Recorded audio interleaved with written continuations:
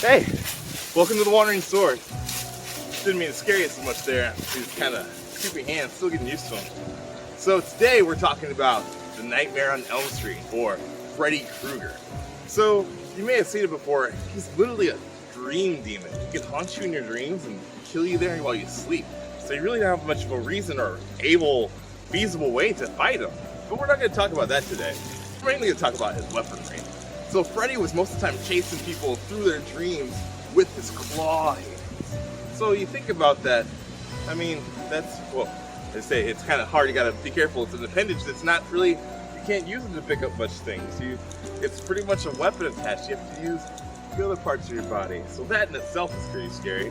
So the claw weapon in itself really wouldn't be that good versus most things. You think about long range, like obviously a bow and arrow, even a spear. The spear is going to beat the claw weapon easily. Even a sword would beat a claw weapon because it's more, the more distance you have, the better you off against an opponent. So when we think about what's scary about Freddy Krueger is the fact that his people are unarmed. They're against a person that has at least a weapon at all, and the fact it's attached to his appendage, that's what makes it scary. It makes it that kind of uncanny, that his hands are actually lethal weapons, quite literally.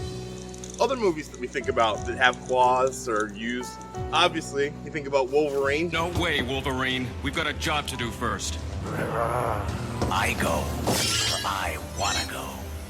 The fact is, there aren't that many hand-to-hand claw weapons in the martial arts world. There's a few, I mean, the Wolverine claws, there's not really completely a weapon like that. You have the katars or punch daggers. Those are more in India, also parts of areas in the Middle East. Otherwise, it's just most of the time daggers or shorter weapons. But the cool thing about, there is a hand weapon called a Bagh Nakh. Yes, Bagh Nakh. Sounds very Klingon, I know. This is the Bagh Nakh. It's a hand weapon from India. You might know it kind of looks like a tiger claw, but the weird thing is it's not on the outside of your hand, it's on the inside. So when you think about how you'd use this for fighting, obviously versus one's a sword, once again, not very good. But if you think about, ideal-wise, a concealed weapon, if you had it concealed on your body, and you put it on, then you go from empty hands to having something, period, it's pretty good. So you could do rakes across the bases, you could actually get into the eyes. It's kind of interesting there. It wouldn't be my #1 go-to weapon, but as far as concealment, it's pretty cool. So you think about the Bruce Lee part where Bruce Lee's fighting hand-to-hand, and the guy has the claw hand, he just races him across his body.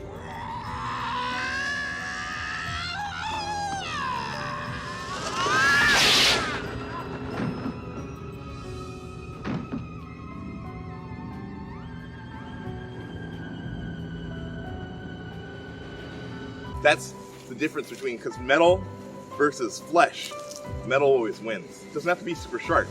This one's not razor sharp here as I'm touching it with my hands. It still would be enough to cut if I cut it across the base. And you think about hand flow movements. So there's a lot of different martial arts.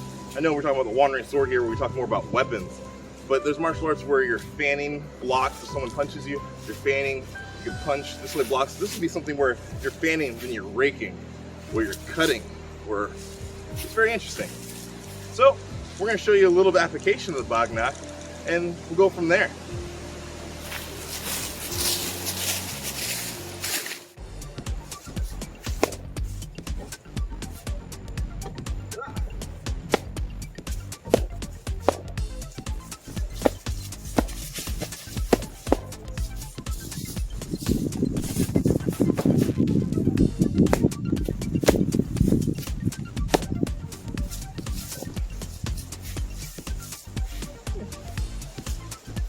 So, balloons was probably the best way I could use it.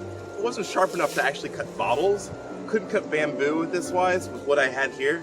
So I was just showing that it was a sharp point that could pop balloons. There's multiple different targets. You can maneuver pretty easily.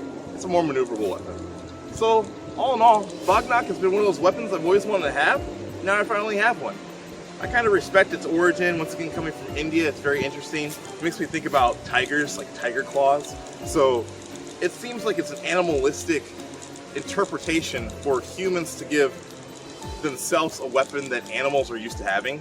Obviously, we weren't born with claws. We have only our flesh fingernails, which aren't really sharp enough. So building something out of steel or even a hard wood is still an advantage over it, but most of the time they're made out of steel or iron. So I hope you enjoyed what we had to say today. I hope you tune in to some of our other videos. It's the end of our slasher extravaganza. Hope you had a happy Halloween. I know it's been kind of different this year, it's been kind of hard, but if not, maybe watch some scary movies and spend time with your loved ones. So until next time, on The Wandering Sword, and cut. Thanks for tuning in today. Once again, thanks to our patrons. Shout out to our top patrons: Ajax Dragonfuhrer, Cedo Sama, and Byron Swanson, Pathfinders of the Wandering Sword.